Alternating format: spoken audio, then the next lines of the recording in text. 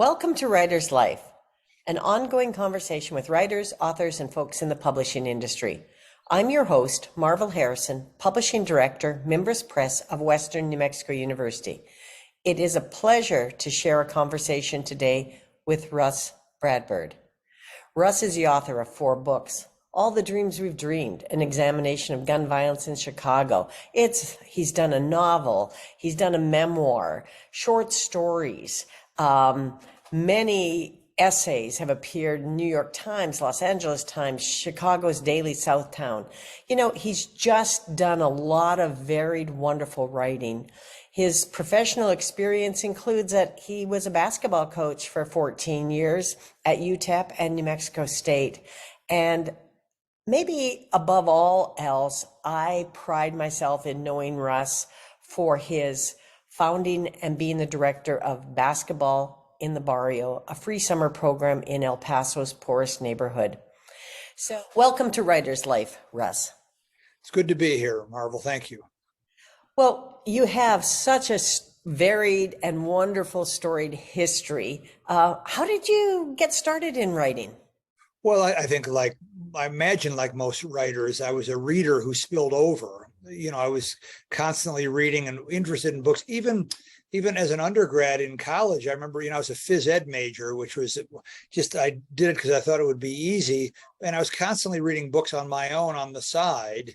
And then I had a really pivotal year where a year out of my first or second year, I guess my second year out of college, I got a job as a security guard. And I had plenty of free time to just sit there. And after a few days, I thought, I've got to bring a book. And so I just voraciously consumed something like 50 or 60 books within a year as a security guard. And I think that was actually a really important year for me because it reminded me of my love of books, which I think which was a mixed bag as a high school and college student. Or I think, but anyway, I think what happened to me was I was a reader who spilled over, and the same has happened to me. You may know I'm a musician as well, and I think like as a fiddle player, I think a lot of us that are musicians love to listen to music first. And so I know for me as a writing teacher now, the worst thing I can hear a student say when I ask them, they say they want to be a writer. And I say, well, what books have you loved? And they say, well, I don't really like to read books. I just want to write a book. And I think, well, that's sort of the kiss of death. So long story short, I would say that I'm a reader who spilled over. And you're a music lover who spilled over into being a musician. You were an athlete who spilled over into being a coach. You've had a really pretty wonderful way of integrating your life and including both that basketball and what you did about writing. Yes, well, and there's some crossovers, believe it or not. I know you were a basketball player yourself, Marvel, and one of the things that happens in basketball is you go play with a group and you realize how bad you are and you go back and practice by yourself. Well, that's what is being imitated in the writing workshop. And so I attended New Mexico State, and a writing workshop's not for everybody, but it was great for me. And one of the things that happened to me is I'd bring my short story or writing or novel opening or whatever to the group, realize how bad it was, and then go back to the drawing board. And so that going back to the drawing board by yourself and then showing it to somebody again, that happened more frequently in basketball, but it's what I've tried to imitate as a writer, is that, sort of this back to the drawing board and go practice by yourself. And fortunately for me, Marvel, I was the worst player ever. I was a bench warmer in Division III basketball, but that struggle and that, back to the drawing board kind of mentality and roll up your sleeves and work for years and years on your left hand dribbling or whatever, that has really served me well as a writer. That part about being a bench warmer, I mean, I can relate, but every team needs that enthusiasm and that energy that's there besides the 5 players on the floor.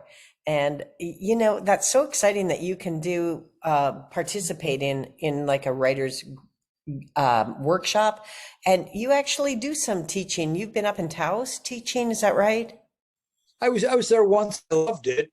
Maybe they didn't love me. They didn't ask me back. But I teach in New Mexico State's MFA program, and so it's the Masters of Fine Arts. And I do some undergrad classes and some graduate classes. But that phenomenon of joining the group and being able to being able to handle the criticism and going back and working on it, that sort of cycle is at sort of at the heart of what I've tried to do as a writer. Now, you've just come back from Ireland and you were there for almost a full year, right? A full semester, so six Oh, six okay. months. Yeah. And tell us about that. Well, I was there on a Fulbright. I like to joke that I used to win the half bright, but I won a Fulbright, which is a sort of an exchange program for scholars and writers and scientists and that kind of thing. And so I was over there. I'd lived in Ireland a few times, and I'd lived in Belfast a few times, and I noticed this strange phenomenon where there are refugee kids, the children of refugees, particularly Syrian refugees, are showing up in Belfast, and the parents are sticking the kids into Gaelic football. And if you've never seen Gaelic football, it's sort of a cross between rugby and soccer, and it's a speed sport more than a brute force sport. But it's a great game, and the Syrian parents are helping their kids assimilate by sticking them into Gaelic football. So you see this interesting phenomenon where there might be some parents with hijabs, or there's if you look on the rosters of the kids, there's Sean O'Kelly and Liam Flaherty, and boy, what's Muhammad Akbar is on the team too. And so sports for me has always been, and the same with music. I think that sports and music and food is actually the other one. There have always been a great bridge, where, whether you're a good basketball player or not, your race didn't matter if you were a good basketball player. Your race mattered far less in sports than it mattered in anything else. And I think it's true in music and also in food. And so I started noticing this phenomenon. And so I pitched it to the Fulbright people and won the award. And so I'm working now on a book about this strange phenomenon of refugee children playing Gaelic sports. Well, wonderful. And I think that crosses over into many sports in many countries. I mean, if we can open our arms and hearts to refugees to participate in whatever activities and sports we have going, we have a common ground, right? Without a shared language. I think that's very true. Here in Las Cruces, our local NPR station is KRWG, and every I barely know Emily Guerra, but she's the DJ, and every night at 7 o'clock she's playing Spanish language music, and I just learned a ton about the culture, and through music is often this sort of this gateway, and I think it's true for sports as well. And so I know that as a young man, maybe it was true for you, that nearly all the African American people that I became friends with and was close to was through basketball, and it's always been. And I think it's always been, if you come to the game with respect and with an open heart, that you can get accepted into the group. And I think it's true for writers and true for musicians as well. So, besides encouraging a writer to read, what sage advice do you have for people that really want to be able to produce something that's publishable?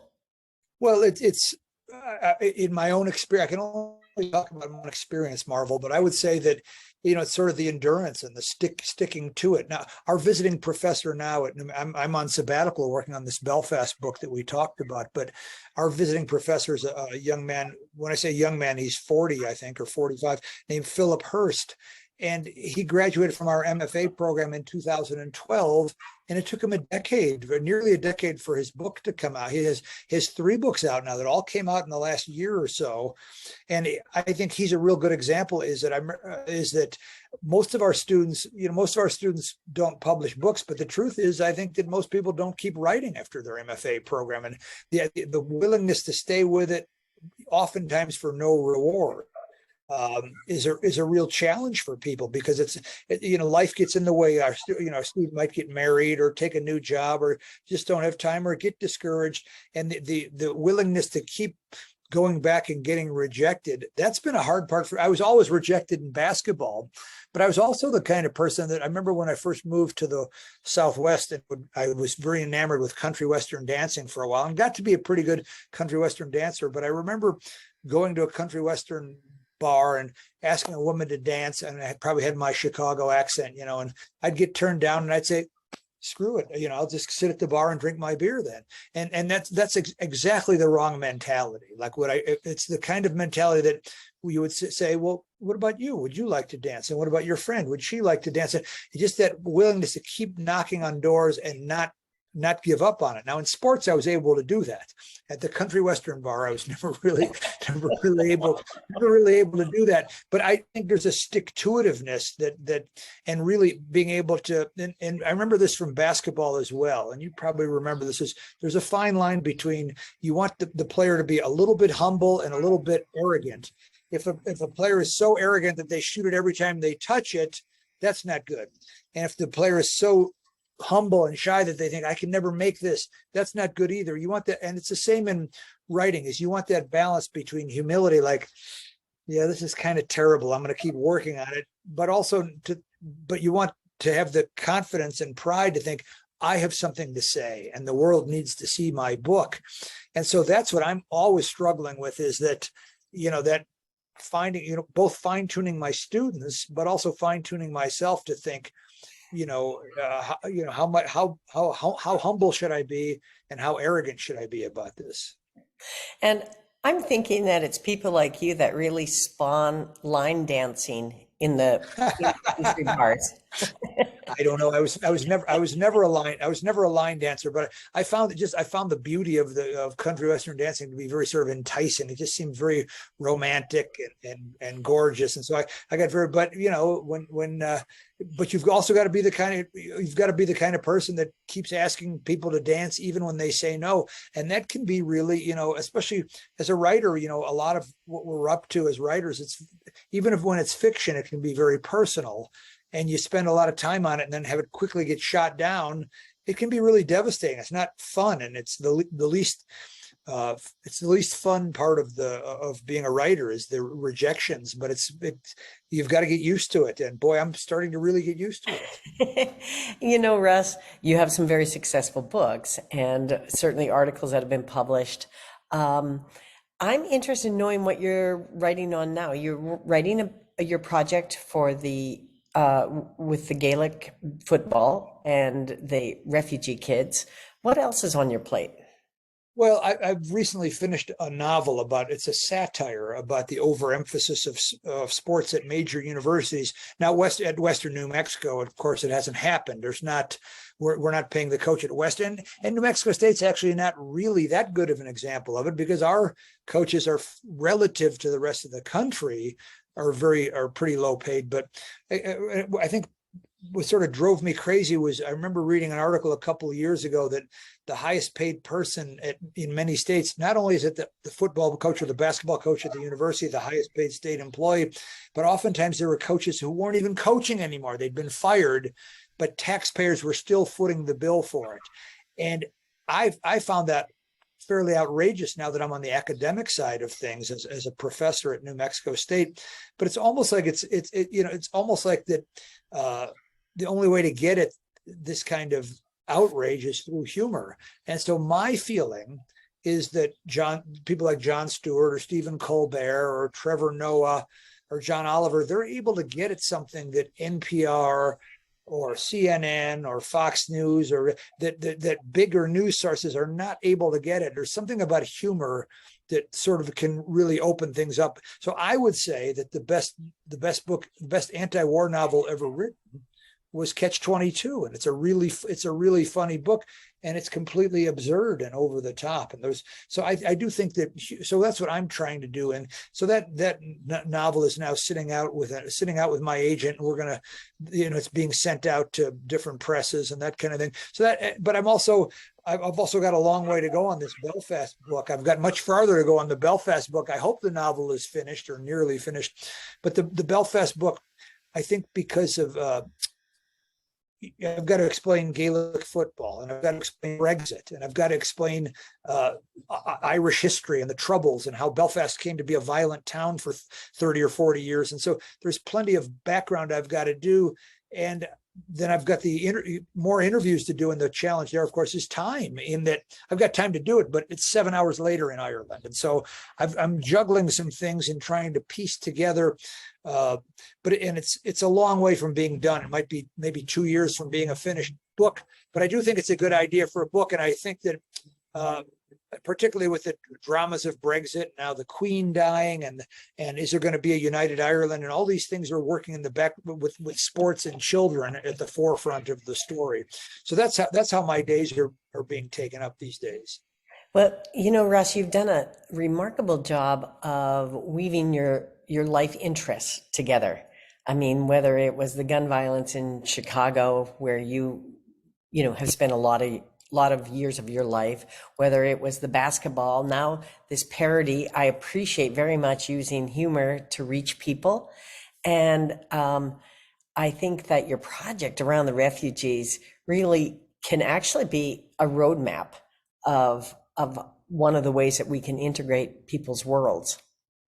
Yeah, there's always the question for writers: do you write about what you know, or what you know, or explore what you don't know? And for me, basketball is always in the background. All of my books seem to have basketball in them, even if I try to have as little on-court stuff as possible, partly because I think that's the most familiar part of sports, where it starts reading like a newspaper article if you so for example, in my biography of Nolan Richardson, it's the outspoken African-American coach. There's maybe 5 or 6 pages of the 300 that are actually on the court. So for me, the least interesting part about the game is the game. And so what I find more interesting is the human dynamics, particularly how race and gender come into play, through sports, and the power dynamics, and I don't think sports builds character much, but it certainly reveals character. And so I'm interested in those dynamics. I'm less interested in the actual game itself. And I do think it's difficult to write about the game with the actual on-court stuff without making it seem cliche. And so I've always just avoided it, because I just think, like, I don't watch sports on television anymore, but I constantly read about sports at sites like Andscape is the African-American issues of ESPN, or I'll read The Athletic, and also local news. I'm interested in the coach who got arrested, or the player whose mother died before the game and still had to go out and play. Those stories are more interesting to me than how you can make your 3-point shot a better shot. I think that probably reveals why you had such a successful career as a coach, because coaching isn't about necessarily how somebody dribbles, it's how somebody comes to the game. And I think that part about, we don't need to build a character, we need to be one. And let's see what's revealed is really critical. And from a coaching standpoint, that's got to be the difference between success and not, in terms of how people can play together. Well, I think there's different ways to do it. Like I pretty early in my coaching career, I got rid of my television.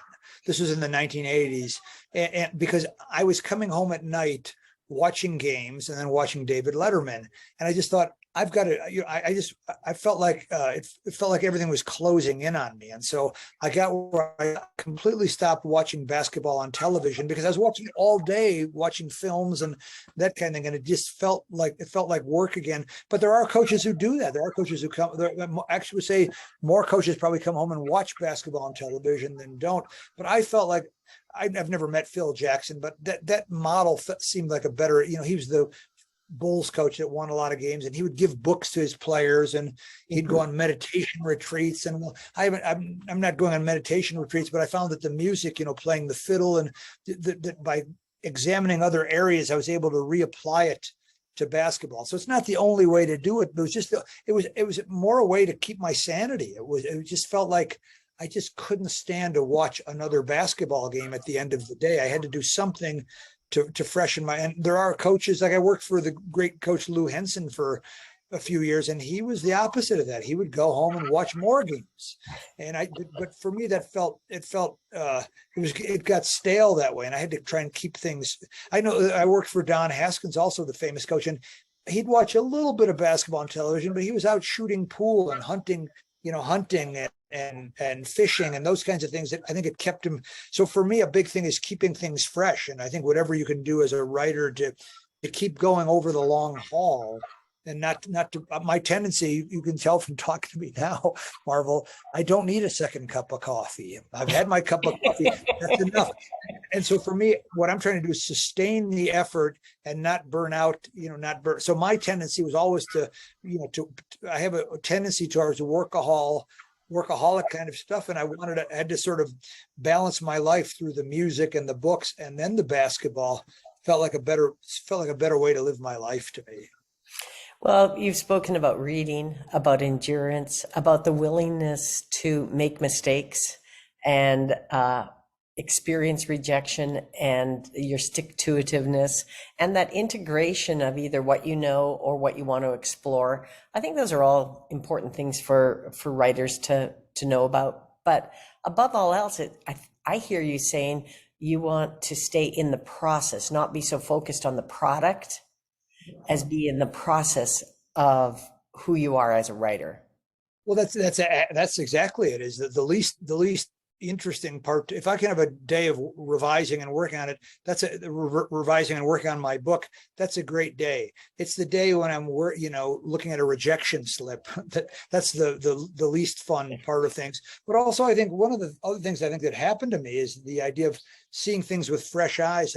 I came down to the border in 1983, and I was immediately and I've never gotten over that feeling of wow, there's a mountain right there, and look at how blue the sky is. And I'm a Chicago guy, and so all of that stuff really struck me. And so I find, which I know Mimbres Press is very interested in also, is I find the border in the Southwest to be fresh and interesting and vital and lively in ways that in ways that I find really compelling to read about and to write about. And so I think that's part of it as well, is trying to see things with fresh eyes, and to sort of make what seems familiar to some people seem unfamiliar to the reader in some ways. Well, it has been a joy to speak with you today, Russ, and thanks to everyone who's joined us. I'm Marvel Harrison, and from all of us at Mimbres Press, may your day be sparked with curiosity and wonder. See you again on the next Writer's Life.